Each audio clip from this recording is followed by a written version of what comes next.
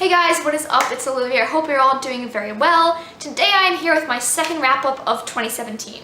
It is in fact July. I have in fact kind of put these off. My bad. I'll be more diligent with it in the future, I can assure you. Today I'm just going to give you a handful of books that I've read since the last wrap-up I made. Also, in a new spot today because I'm kind of hating the lighting in my bedroom. This lighting also might be terrible though, so who knows. If you have strong feelings about my lighting, let me know down below, I guess, and let's just jump into the wrap-up. First off, real quick, I read Harry Potter and the Order of the Phoenix and Harry Potter and the Half-Blood Prince in the last few months. I'm in the middle of another Harry Potter reread because when am I not rereading Harry Potter? It's amazing though how after all the times I've read these books, after all the times I've seen the movies, all the times I've indulged in my Harry Potter fandom, I can still read these and be completely enthralled. I read them and the world drops away. I'm so invested. I still laugh out loud when I read them. I still cry when I read them. What great books, honestly. Also, sorry if you can hear my dishwasher. It's running. I didn't really plan out this video very well. The next book I want to talk about is The Miniaturist by Jessie Burton. This is a historical fiction novel set in the 1600s in Amsterdam. It follows a young girl named Nellie who is moving to Amsterdam to live with her husband. They got married very quickly and for convenience, so she doesn't really know a lot about her husband. She goes into this marriage expecting to be a wonderful wife, to keep the home, to have lovely children, and her dreams kind of fall apart when she gets there when her husband, as well as her sister-in-law, are very cold to her, do not spend a lot of time with her, do not show her any affection. However, kind of out of character, her husband buys her a miniature replica of the house that they live in. And so Nellie enlists the help of a miniaturist to help furnish this miniature house. However, the miniaturist begins to send her pieces that reveal a lot about the secrets of this house that she's living in, and as time goes on, she begins to unravel more and more the truth of who her husband is, of this world of Amsterdam, etc.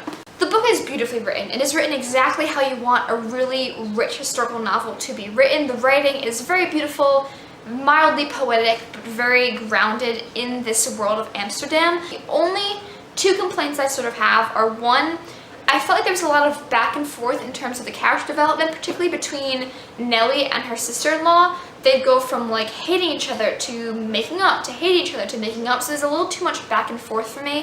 And also the miniaturist didn't factor in as much the story as I thought, which I guess is good and bad. The plot that was built up was a lot more rich and more complex than just a kind of creepy miniaturist. So that was good in a sense, but I wish there was more of a resolution or some more details about the miniaturist than I got.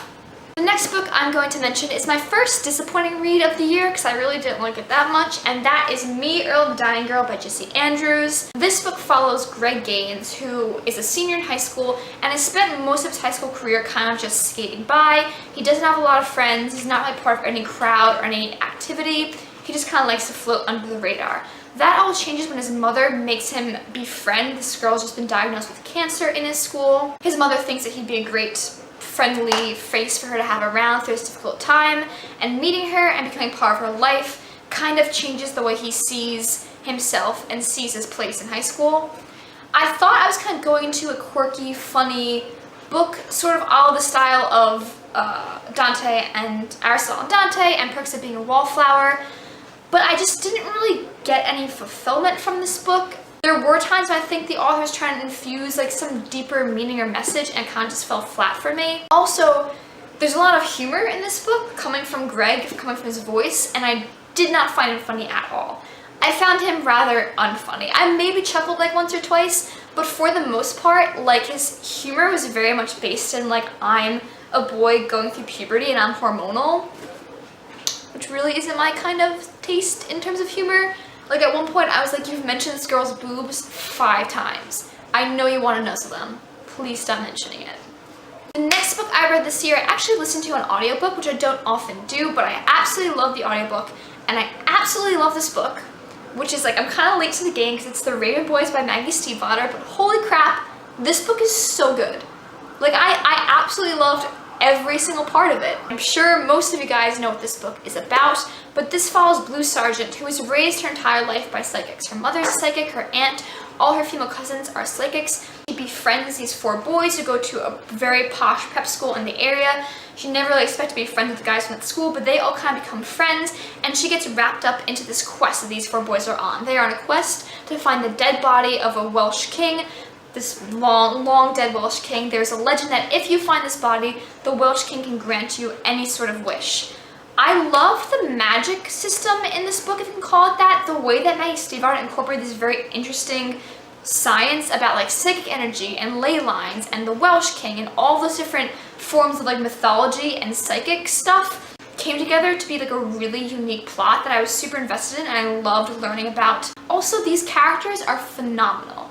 They are so well fleshed out. I am so invested in every single one of them. I thought Blue was an excellent female character to carry this series. All the characters, super invested in, loved reading from their perspective. I think I'm gonna just buy all 4 books and like binge read them because I cannot wait to see where the series goes. The next book I read was Memoir of a Geisha by Arthur Golden. This is the Memoirs of a Geisha. It's written as if this old geisha is telling her life story to the recorder, so it's written in a very kind of flowing narrative. She became part of the geisha world at a very young age and has worked very, very hard throughout her life to become successful as a geisha. Like with The Miniaturist, I feel like there's a really rich culture of this historical period. She's very much a woman of that time, and because of that, or in spite of that, you really root for her and become very invested in her life and feel very moved by her struggles as she tries to make a life for herself as a geisha despite all of the setbacks and hardships. The one thing about this book, it was really beautifully written, it was really beautifully constructed, it was a great story, I was very invested. It's one of those books that I read it in about March or April, and looking back on it, I'm like, huh, that book was really good. And that's kind of it. Like, it didn't really leave me with any lasting impact. The next book I'm going to talk about is a classic dystopian book called Brave New World by Aldous Huxley. This was written, I think, in the 1930s, which is pretty impressive considering the world building that goes into this story. This book takes place in a world alternative future where humans are basically bred. They're bred in laboratories and they're socially conditioned to fall very strictly into whatever class they're bred into. This book sort of follows a few characters who are maybe beginning to question these rules or are put in a place where they're seeing that the world is not as perfect or clean as they thought it would be. I really liked the very beginning of this book when the world was built up and when you learn about the social conditioning. And I really enjoyed the end of this book when you have a certain character in particular who is questioning this world, who is probing this world. But the large middle part kind of just fell flat for me.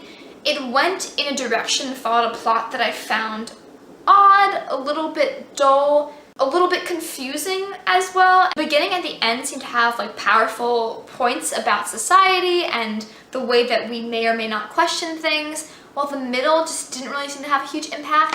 The last book I'm going to talk about is easily going to be one of my absolute favorite books of this year, and that is Homegoing by Yaa Gyasi.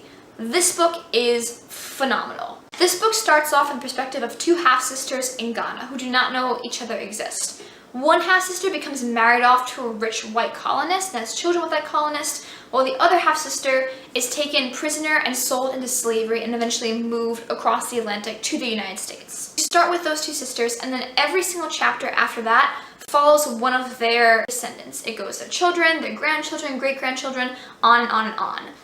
What is so amazing about this book is that only one chapter is dedicated to all these characters, and you go through a lot of characters in this book because of that, but every single chapter I was so invested in. I could have read one of those chapters as its own book and absolutely loved it. The stories each of those chapters told was so immensely unique, so immensely rich, so much care was dedicated to making these characters fully fleshed out, even in just 25 pages. Throughout this book, you were so connected to the chapter that you were in, but you still had that overarching awareness of where all these characters came from. So those are a couple of books that I've read in 2017. I promise to be more diligent with my wrap-ups in the future. If you have any thoughts on these books, I would love to hear them down below. If you have any recommendations for me based on these books, I would also love to hear them down below. Thank you guys so much for watching as always, and I will talk to you soon with another video.